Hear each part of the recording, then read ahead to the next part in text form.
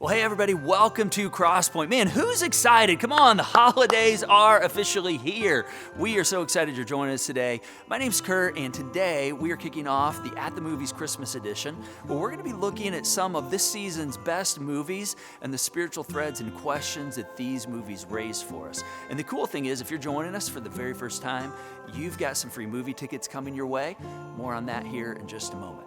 Now, I have to tell y'all, today is going to be really cool because we're going to have our online crowd and our in-person crowd syncing up in a live stream here in just a few moments, which is one of the reasons I'm coming to everyone today via video, which, the beauty of modern day technology and an amazing production staff. Now, you might be thinking, well, Kurt, isn't that what happens every single weekend? Not exactly. In fact, we typically capture or record our online service at the early weekend service on Thursday evenings, and then our production team takes that, does its magic, and then broadcasts that experience for everyone who joins us each week in the online space. But this week, we're all going to come together here in just a few moments as we head into the teaching. In fact, let's make some noise for those of us who are in the online space today. Let's hear it for the online crowd. So excited to have you guys with us from wherever you're tuning in from. And of course, those of you in the house today, we're excited to have you live. Let's make some noise for those in the venue today. We haven't forgot about you either. In fact, we're so excited to have you in this space today. All right, now, one of the things we would absolutely love is to hear from you on the digital connection card. In fact, if you're a guest with us today, this is how you get those free movie tickets. So for those of you joining us online, if you text this word, connection, to the number on the screen, 25827, you'll receive a link to a form. For those of you in person today, just scan that QR code on the seat back in front of you or on the armrest next to you and fill out that digital connection card. And be sure to include your name, your email, and your mailing address, and you'll have some movie tickets coming your way. And for those of you who've been with us before, we are so excited to have you back, and we'd love to hear from you on this card as well. Now, as you're doing that, here is this week's top 3 things to know at Crosspoint as we head into the holiday season. All right, number 1, Spread Some Cheer Meal Box and Giving Tree Initiative is in full swing, and next weekend is return weekend for the Giving Tree gifts. So if you took one of those little tags, just bring that unwrapped gift back to Crosspoint. You can place it in the Commons by December 4th, and we will take it from there. And the meal box return is Sunday, December 11th. Now, we still have a number of boxes to be sponsored, and so for all of you in the building today, we would love, if you're interested in participating, for you to take a box when you leave today, fill it, bring it back on December 11th. For those of you online, $60 covers an entire meal for a family of 8 to 10. In fact, all you have to do is hit the Give button at the top of the page if you're interested in participating, and you can designate your donation Spread Cheer and know that you'll be making a real difference in the lives of real people this Christmas, because every one of those meals has a family attached to it. All right, number 2, parents, we've got baby child dedications coming next weekend. December 1 and 4 in all of our weekend services, you'll have the chance to participate in baby child dedications, and if you would like to have your kids dedicated or to just find out more, you can let us know on your connection card or scan the QR code on the screen, and we'll be in touch with you this week on how you can participate. All right, number 3, Christmas Eve is coming to Crosspoint. In fact, it's coming to the whole world. But here at Crosspoint, we are going to be celebrating for the entire week. In fact, our Christmas Eve services are going to begin Sunday, December 18th. They're going to run through Friday, December 24th. We're going to have 6 identical services over the course of the week to give you a lot of options to connect. Now, tickets are free, but they need to be reserved, and they're live right now, so you can go ahead and head over to crosspointweb.org. Reserve your tickets for Christmas Eve at Crosspoint today. And of course, this is a fantastic opportunity to invite somebody, a friend, a neighbor, coworker, to come sit with you and experience Christmas Eve at Crosspoint. All right, now for those of you heading out of town for Christmas, we want to invite you to join us for Christmas Eve before you leave. This is going to be Sunday, December 18th at 4:30 here at the Crosspoint campus, and it's the very first Christmas service of the season. Now, 2 important things about this service. Number 1, this is our capture service for Christmas Eve, meaning this is the service that's going to go online for all people who join us in the online space to participate in with us. So if you'd like to be a part of the studio audience, grab your tickets today for December 18th. And second, we're going to make a party out of this very first service of the season, because who doesn't love a party? So all that to say, we're going to be hosting a Christmas Eve before you leave after party on December 18th with festive treats and beverages. And get this, we're going to have pictures with Santa. Seriously, this Santa right here, which I think is the real one from the North Pole. So seriously, make your plans to join us at one of our Christmas Eve services this year as we try to bring a little hope into your life and you share it with others. And we, again, would love for you to invite somebody to come and sit with you. All right. Now, we have got a great service today. We're kicking off the At the Movies Christmas edition. Today, as you can see, sporting the Clark Griswold jersey, though that is not our movie today. I know, probably a lot of disappointment in the room. If I'm honest, there are only so many weekends that you can get away with wearing this thing without kind of looking like a dork. Perhaps I look like a dork anyway. I don't know. But today, we're actually going to kick things off with another one of our absolute favorites, the movie Elf. And to get us headed in that direction, we want to bring you some of the warmth and the sounds of the Christmas season. And so wherever you're at today, whether you're dreaming of a white Christmas or days that are a little more merry and bright, here's one of the most beloved songs with a little Crosspoint flair. Enjoy.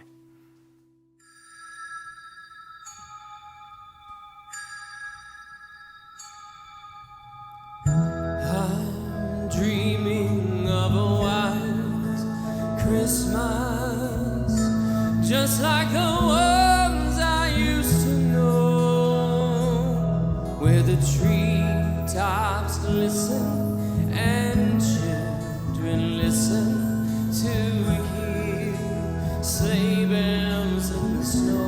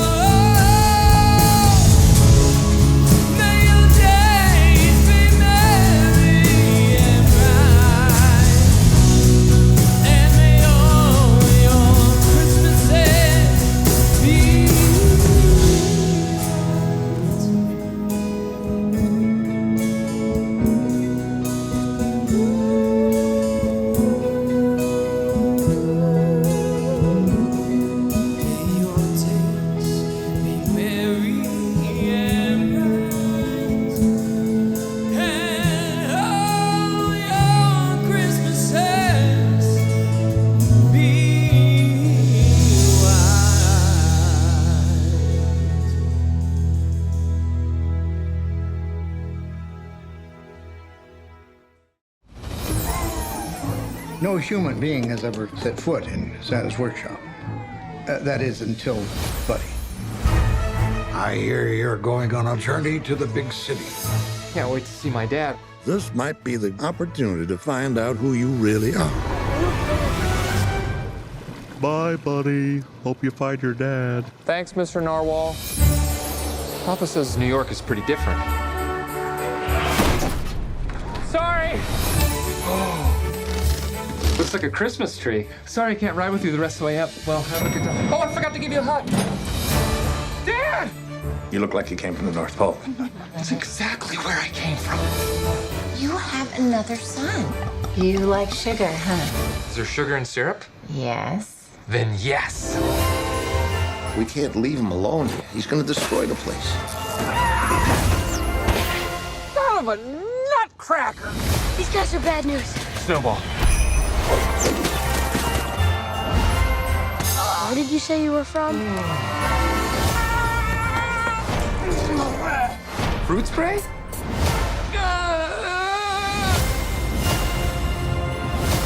Wow. Tomorrow morning, 10 a.m., Santa's coming to town. Oh my God! Santa here? I know him. I know him.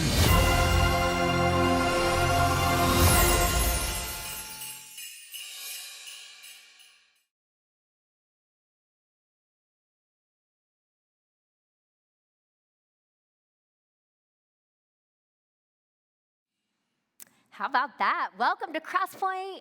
We hope you are having an incredible kickoff to this holiday season. That if you weren't feeling in the spirit before you got here, before you started watching online, that you're starting to feel those warm and fuzzy holiday feelings. My name is Abby. If we've not met, we're so glad that you're here. We're so glad that you are wrapping up this holiday weekend with us, and hope you had an incredible Thanksgiving.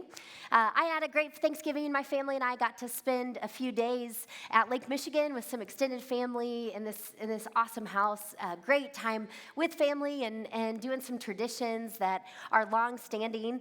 However, I realized on the way home yesterday that the photo evidence we have of the week doesn't necessarily line up with the quality of our experience. Most of the pictures look a little something like this one of my kids. Someone in my family looks miserable in every picture we took somehow, which feels fitting because part of what we are talking about today as we dive into Christmas at the movies with the movie Elf is this reality that sometimes our expectations don't always line up with our reality, especially in the holidays. And so I am super excited to get to kick off this Christmas at the Movies series together. This has been a long-awaited one around here. And Elf, for me, is one of my very favorite holiday movies. It's the movie that my family typically watches as we set up our Christmas tree on Thanksgiving weekend. So it felt like a perfect fit. Anybody else watch that around this time of year? Yeah. And, you know, if somehow you have been living under a rock for the last 20 years, yes, Elf is almost 20 years old. Does that make anyone else feel ancient in the room? I couldn't believe that this week. But if somehow you've never seen the movie Elf, let me give you just a basic premise of the movie so that we're starting on the same page. Elf is all about this elf named Buddy, who is raised at the North Pole, but then as an adult discovers that he was actually adopted and that biologically he is a human. And not only that, but he has a biological father that lives in New York City. And so he goes on this quest to go and find his father and to get to know who he is. And he finds that as he enters New York City, that the world outside of the North Pole is nothing like what he expected. The movie Elf is full, I'm sure even if you haven't seen it, you know, it's full of some iconic moments and lines. And so whether you are in the venue with us this morning or whether you're watching online, from wherever you are, we're going to take just a minute. And it's one of those movies that, I don't know about you, when I talk about Elf, I just have to get out of my system some of my favorite lines. So we're going to do that. We're going to give you, like I said, 30 seconds. Turn to someone near you, whether you're at home or right here, and just share what's a favorite line, a favorite moment from Elf. Ready? Go.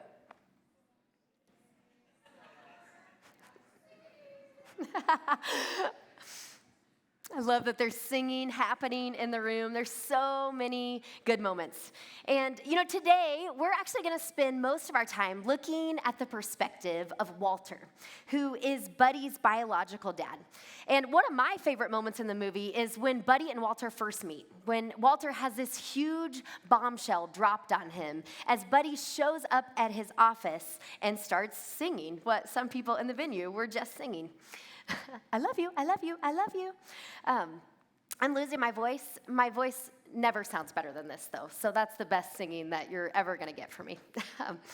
So when we meet Walter in this moment, he is under a lot of pressure. He has just been notified by his boss that if he doesn't make a darn good pitch on Christmas Eve, then on Christmas morning, he's going to find himself without a job. And so we see him wrapped up with this task, consumed with how do I find a book to pitch that will save my job? And I want to pause here for just a moment and invite us to think about our own lives, our own situations. I wonder, as we begin this Christmas season, what is it that is looming large in your life? Maybe like Walter, you find yourself in the midst of some pretty overwhelming stress. Maybe there are some end-of-the-year deadlines that are looming, or you're looking ahead at finals if you're a student. Maybe as you just think about the full plate that you have over the next few weeks, or all that it's going to take to make the holidays happen in your home, you find yourself in this place where stress is just building. Maybe today you are sitting with a pending decision that's taking a lot of your energy and attention. Maybe you are sitting in the midst of an unresolved situation in your life. Or maybe you're looking at someone you love who has that kind of a situation that they just can't see their way out of, and you're hurting for them. Maybe as you start this Christmas season, grief is loud in your life. As this week you looked at the empty table, at the empty seat at the table, or as you think about the way things once were. I don't know what it is that might be weighing on you, that's looming large in your life.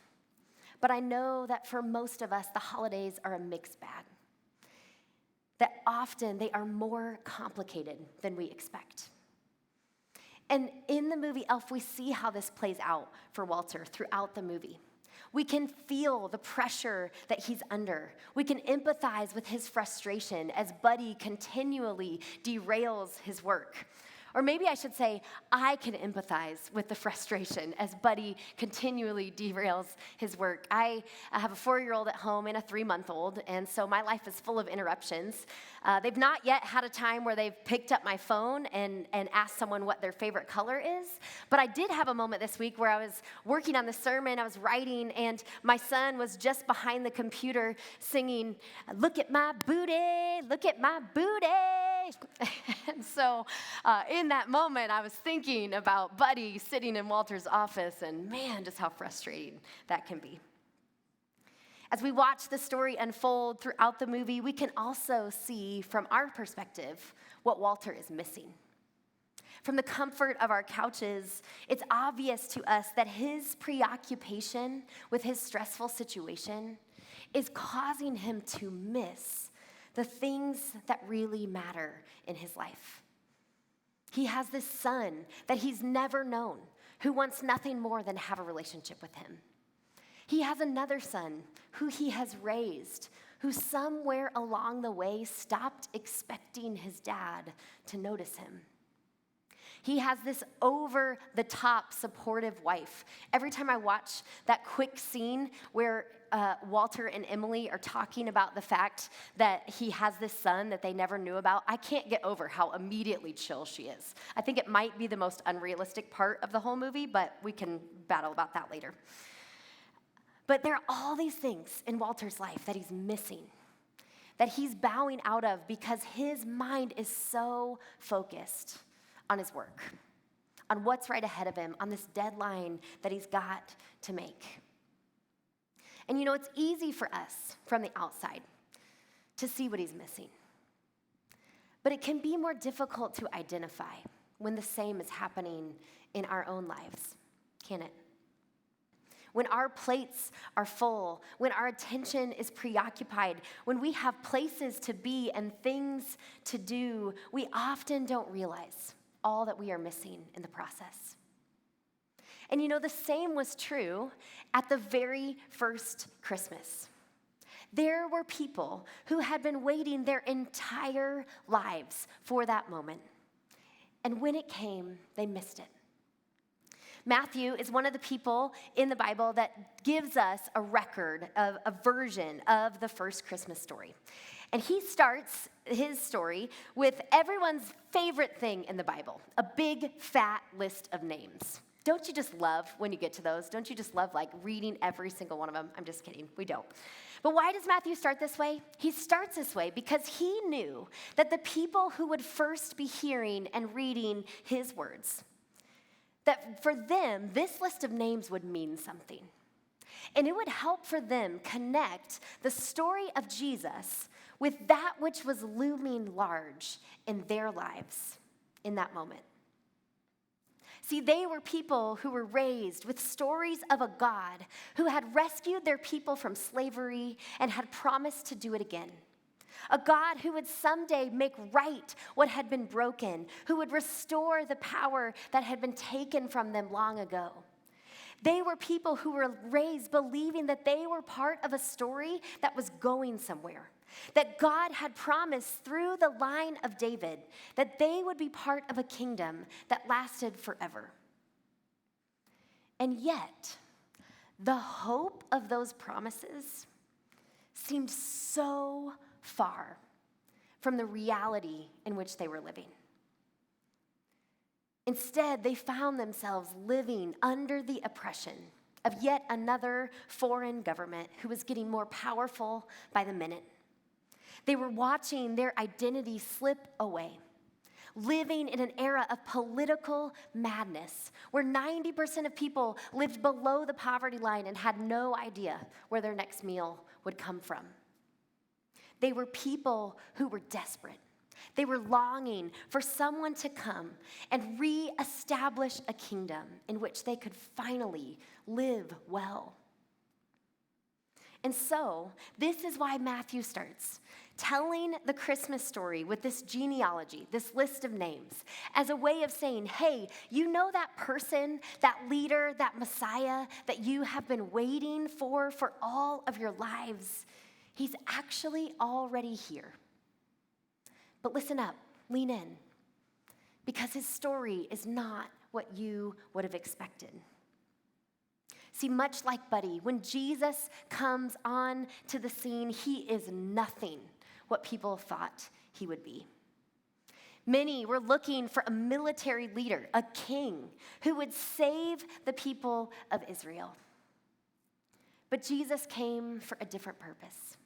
He came to establish a different kind of kingdom, not one that was built on fear and control and power, but a kingdom that is driven by love, peace, hope, joy.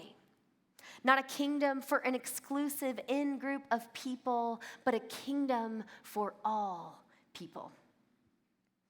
Jesus actually describes the kingdom he came to build in what Luke, another guy who wrote a version of the Christmas story, records as Jesus' mission statement. He talks about Jesus getting up in a place not unlike this one and reading from a scroll, and this is what he says.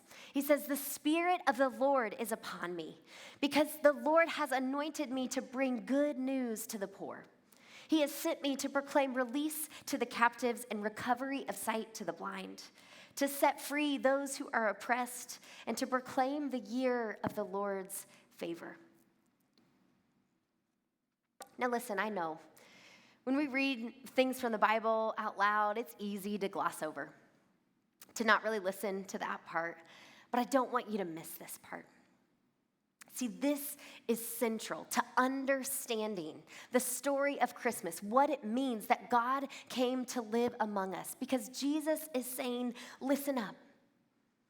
I may not give you what you think you need, but this is what I'm here for. I'm here to bring good news, especially to those who the world has overlooked, to those who have been thrown to the margins.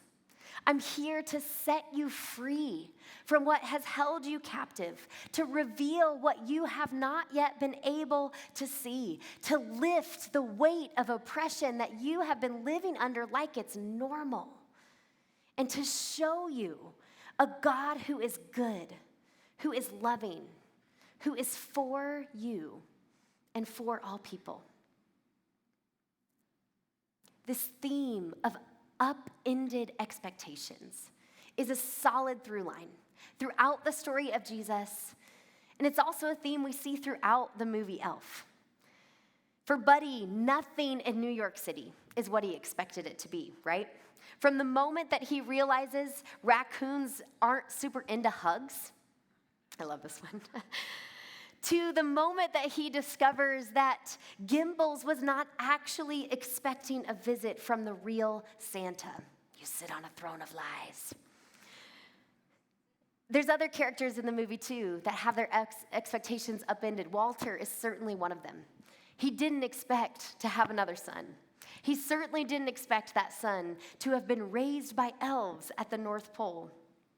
And so we watch him spend most of the movie trying to figure out what's the easiest way for me to get Buddy to just move on, to get out of the way, so that I don't have to deal with the inconveniences that he is causing in every part of my life.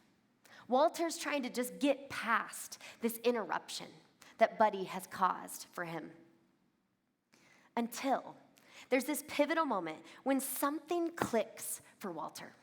When he realizes that his obsession with what he thought he needed to save his job had prevented him from seeing how this unexpected inconvenience could radically change his life. Let's take a look. As you know, we need a big launch fast to get the company back on track.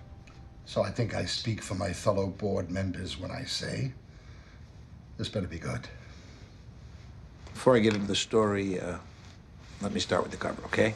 Now, just picture this. Dad, I gotta talk to you. Michael, what is it? Buddy ran away. What?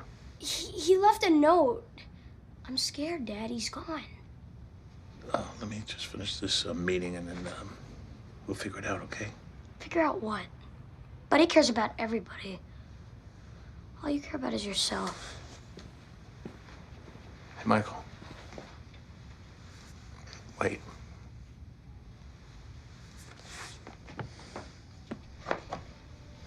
We're gonna have to reschedule this, Mr. Greenway. We don't have time to reschedule. I want to hear the damn thing now. Son, you'll have to wait.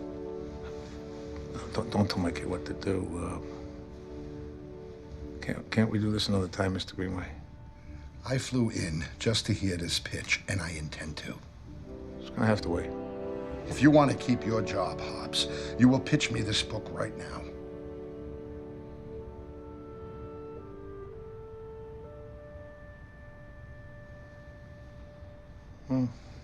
Up yours.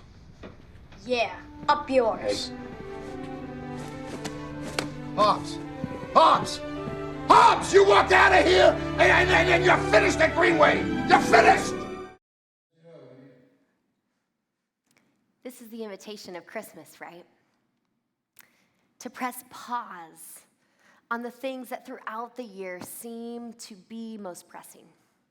Those things that are begging for our attention, so that we might, for a moment, be open to the unexpected.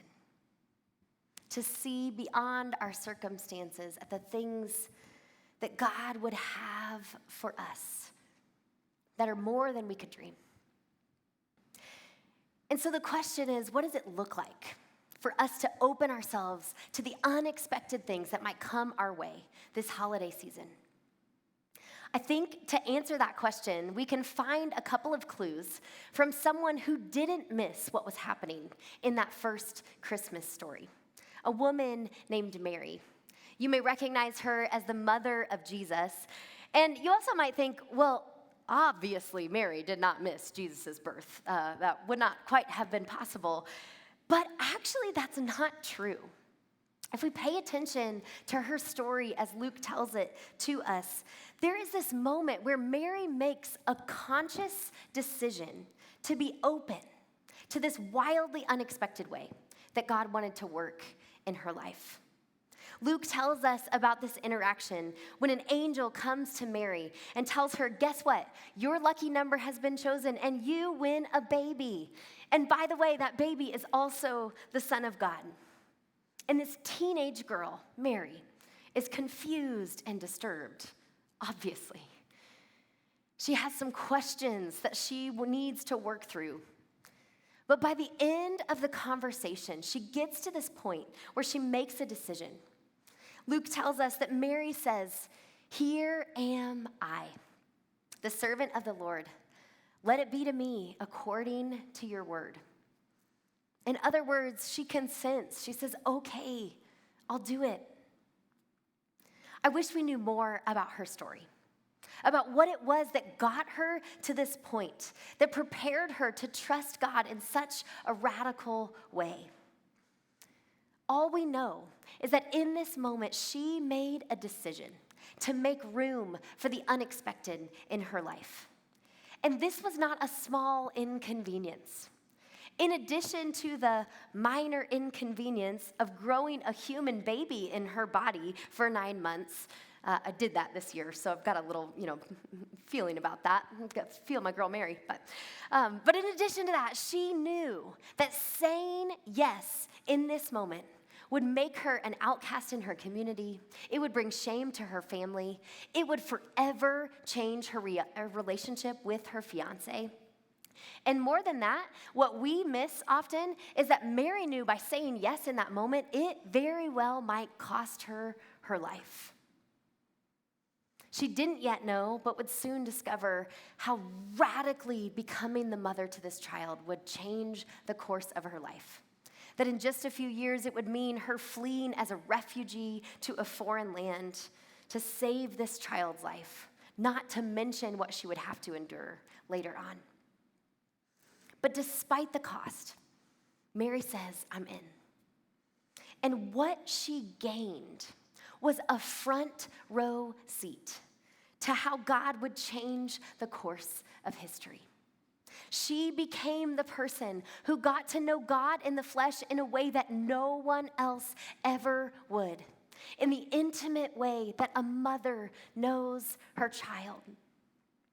She gained a legacy that endured for thousands of generations, even to our day, because she said yes. And she made room for the unexpected. Like Mary, this is the same is true for us. Christmas begs us to make room for the unexpected so that we might experience the power of being inconvenienced.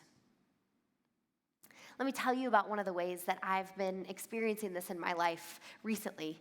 A little bit of backstory. In February, my family started coming to Crosspoint, and around that time, I jumped in with the CSM team and started serving with our students here at Crosspoint. And then in July, I took some time off when my daughter was born. And during those weeks away, to be honest, I really wrestled with whether or not I was going to come back to CSM. With whether or not I still had space and energy in my life to invest in that way now that I had a newborn and there were all of these new demands in our house. But ultimately, I decided to make room. Not because there isn't value in creating boundaries to prioritize your family. In fact, I've reordered my life in a lot of ways just to do that. But I jumped back in because I decided that it was worth the cost. And I'm so glad that I did. See, over the weeks since that decision, what I've gotten to see is students who are digging in throughout the Live Free journey, watching them identify these ways that they were not yet free and taking steps toward freedom. Speaking things over each other's lives, encouraging each other, picking up new habits. Last weekend, we got to go to this gathering with some other teenagers from around the state. And I had this moment where I got to bear witness to several of them making significant steps of faith. And it hit me in that moment that being able to be present with them not only was giving me the opportunity to see how God was changing them, but it was changing me. Because this is how it works. When we show up in one another's lives, this is the place where we experience change. Change happens in the context of relationships when we make room. It's not linear, it's not convenient, it usually doesn't happen the way we expect, but it's in the interruptions, in the inconveniences, in the midst of the messiness of relationships, that God shows up in our midst. And so as we wrap up today, I want to ask you the question again. As you think about your life, what would it look like for you to open yourself up to the unexpected this Christmas season? Maybe for you, it starts with an act of showing up. Maybe there is a person in your life that in the midst of your preoccupation with the things that have been stressing you out or the things that you identified earlier, you're realizing in this moment that there's a person in your life that needs you to show up for them.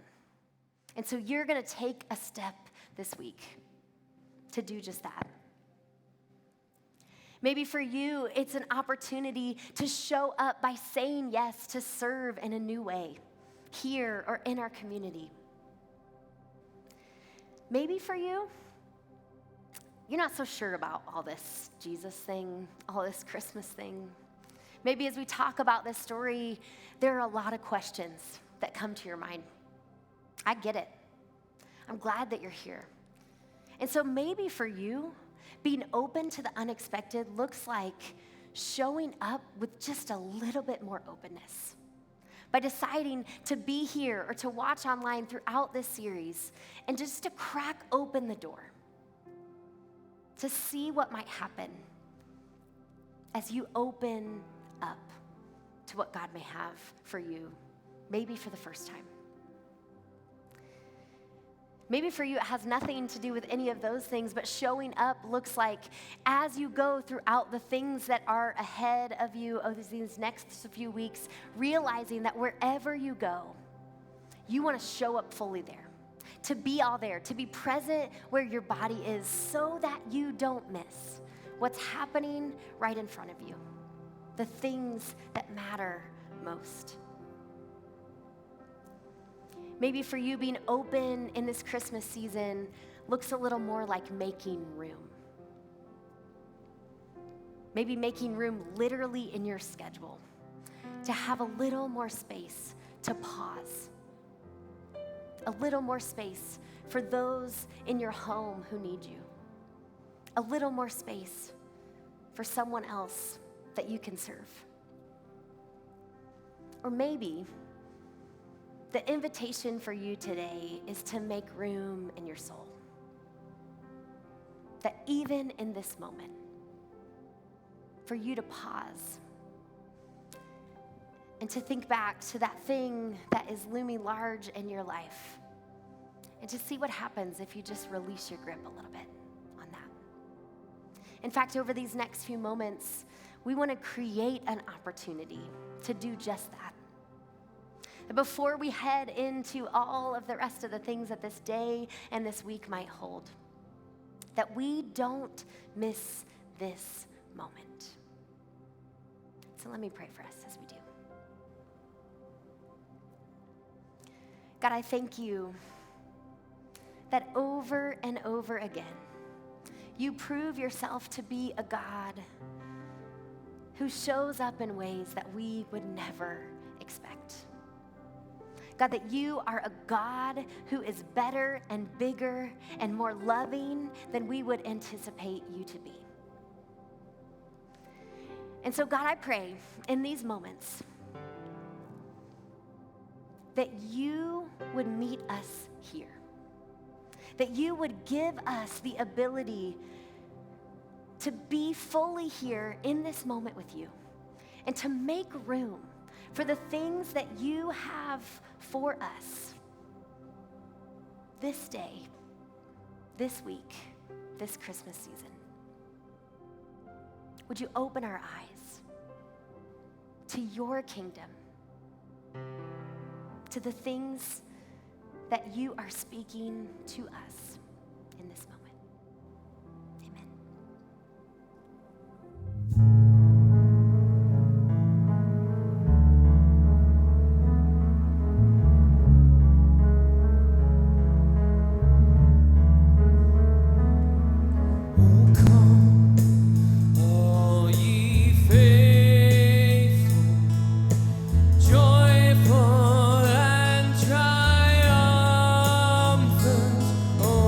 God.